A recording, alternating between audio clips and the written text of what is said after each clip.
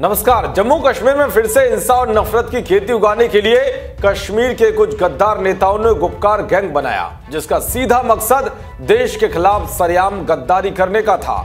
लेकिन जैसे ही ये गैंग हाल ही में हुए डीडीसी चुनाव में उतरा तो इसकी सहयोगी पार्टियों को जम्मू कश्मीर की जनता ने ऐसा करारा तमाचा जड़ा कि ये बिलबिला उठे और जिस बीजेपी का यहां दशकों तक कोई दबदबा नहीं रहा, उसे जनता ने भरपूर आशीर्वाद दिया। यहाँ से अच्छा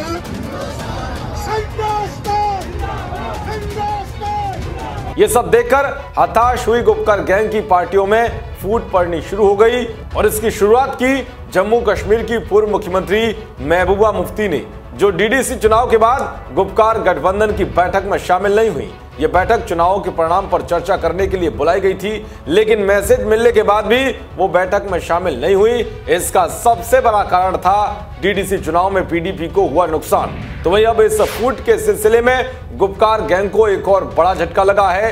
दरअसल पीपुल्स कॉन्फ्रेंस के अध्यक्ष सज्जाद लोन ने सहयोगियों पर भरोसा तोड़ने का आरोप लगाते हुए मंगलवार को घोषणा की है कि उनकी पार्टी 7 दलों के गुपकार गठबंधन से अलग हो रही है और फारूक अब्दुल्ला को खूब खरी खोटी सुनाई। उन्होंने आरोप लगाया कि गठबंधन के कुछ घटकों ने जिला विकास परिषद यानी कि डीडीसी चुनाव में छद्म प्रत्याशी खड़े किए।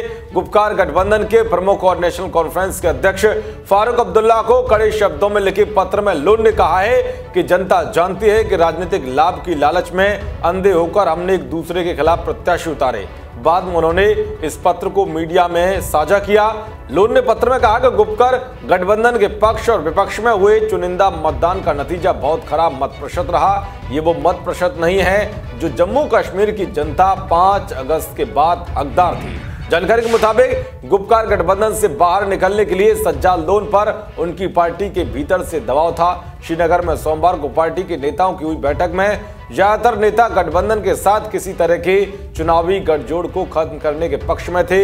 हाल ही में पीपुल्स कॉन्फ्रेंस के इमरान रजा अंसारी और अब्दुल गनी वकील जैसे नेताओं ने एनसी और पीडीपी के साथ चुनावी गठबंधन में रहने के अपने फैसले पर सज्जाद लोन की खुलकर आलोचना की थी।